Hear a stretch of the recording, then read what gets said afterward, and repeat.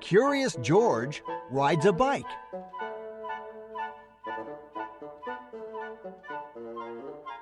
This is George. He lived with his friend, the man with the yellow hat. He was a good little monkey and always very curious. This morning, George was curious the moment he woke up because he knew it was a special day. At breakfast, George's friend said, "Today we are going to celebrate because just 3 years ago this day, I brought you home with me from the jungle. So tonight, I'll take you to the animal show. But first, I have a surprise for you." He took George out to the yard, where a big box was standing. George was very curious. Out of the box came a bicycle. George was delighted. That's what he had always wanted. He knew how to ride a bicycle, but he had never had one of his own. "I must go now," said the man, "but I'll be back in time for the show. Be careful with your new bike, and keep close to the house while I am gone."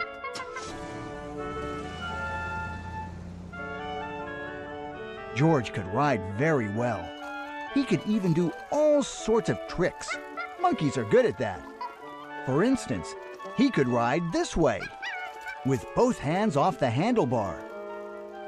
And he could ride this way, like a cowboy on a wild bronco. And he could also ride backwards. But after a while, George got tired of doing tricks and went out into the street. The newsboy was just passing by with his bag full of papers. "It's a fine bike you have there," he said to George. "How would you like to help me deliver the papers?" He handed George the bag and told him to do one side of the street first and then turn back and do the other side.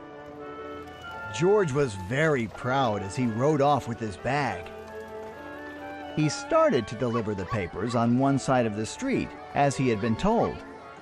When he came to the last house, he saw a little river in the distance. George was curious. He wanted to know what the river was like. So instead of turning back to deliver the rest of the papers, he just went on.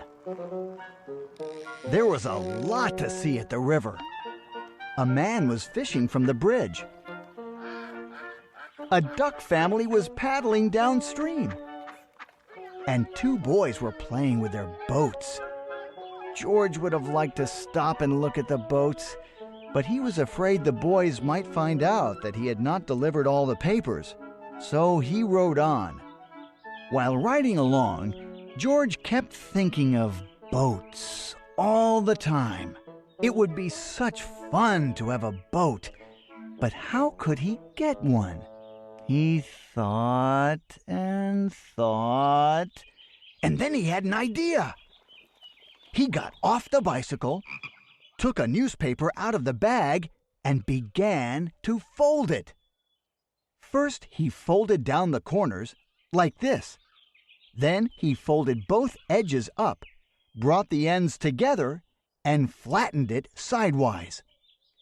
Then he turned one corner up, then the other one, again brought the ends together and flattened it sidewise. Then, gently, he pulled the ends open, and there was his boat. Now the moment had come to launch the boat. Would it float? It did! So George decided to make some more boats. Finally, he had used up all the papers and had so many boats that he could not count them. A whole fleet. Watching his fleet sailing down the river, George felt like an admiral. But watching his fleet, he forgot to watch where he was going. Suddenly, there was a terrible jolt. The bicycle had hit a rock and George flew off the seat, head first. Luckily, George was not hurt. But the front wheel of the bicycle was all out of shape, and the tire was blown out. George tried to ride the bicycle, but of course it wouldn't go. So he started carrying it, but it soon got too heavy. George did not know what to do. His new bike was spoiled. The newspapers were gone. He wished he had listened to his friend and kept close to the house. Now he just stood there and cried. Suddenly, his face brightened. Why, he had forgotten that he could ride on one wheel. He tried it, and it worked. He had hardly started out again when he saw something he had never seen before. Rolling toward him came an enormous tractor with huge trailers behind it. Looking out of the trailers were all sorts of animals. To George, it looked like a zoo on wheels. The tractor stopped, and two men jumped out. "Well, well," said one of the men. "A little monkey who can ride a bike bronco fashion. We can use you in our animal show tonight. I'm the director of the show, and this is Bob. He can straighten your wheel and fix that flat in no time. And then we'll take you along to the place where the show is going to be." So the three of them got into the cab and drove off. "Maybe you could play a fanfare while you ride your bike in the show," the director said. "I have a bugle for you right here, and later on you'll get a green coat and a cap, just like Bob's." On the showgrounds, everybody was busy getting things ready for the show. "I must do some work now," said the director. "Meanwhile, you may have a look around and get acquainted with all the animals. But you must not feed them, especially the ostrich, because he will eat anything and might get very sick afterwards." George was curious. Would the ostrich really eat anything? He wouldn't eat a bugle, or would he?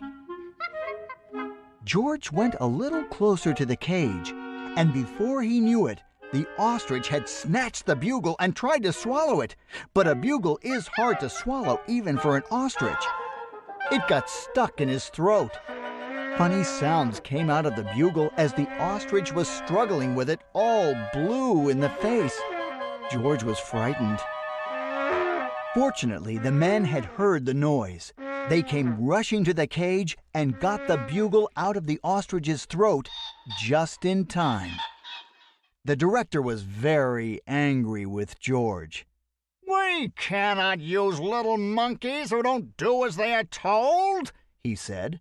"Of course you cannot take part in the show now. We will have to send you home."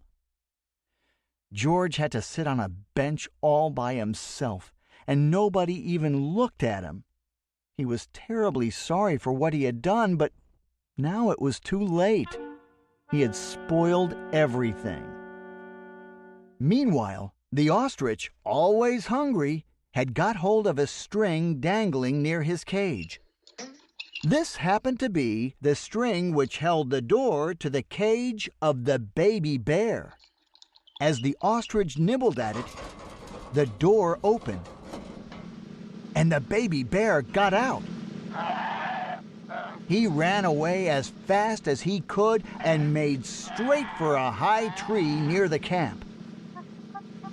Nobody had seen it but George, and George was not supposed to leave his bench. But this was an emergency. So he jumped up, grabbed the bugle, and blew as loud as he could. Then he rushed to his bicycle. The men had heard the alarm and thought at first that George had been naughty again. But when they saw the empty cage, and the ostrich nibbling at the string, they knew what had happened. George raced toward the tree, far ahead of the men. By now the bear had climbed quite high, and this was dangerous because little bears can climb up a tree easily, but coming down is much harder. They may fall and get hurt.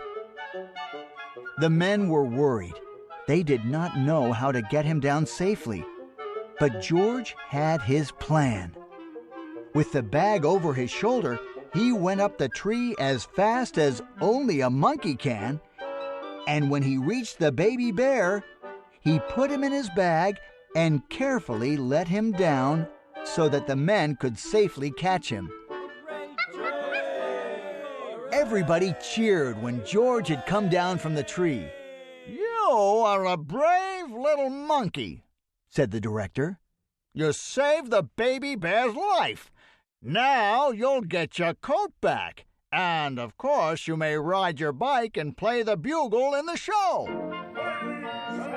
Finally, the show was on. The whole town had come to see it. And how surprised they were to discover George on his bike right in the middle of it. The newsboy was there too, and also the man with the yellow hat, who had been looking for George everywhere and was happy to have found him at last. The newsboy was glad to have his bag again, and the people from the other side of the street, whose papers George had made into boats, were not angry with him anymore. George! When the time had come for George to say goodbye, the director let him keep the coat and the cap and the bugle. And then George and his friend got into the car and went home. Good night.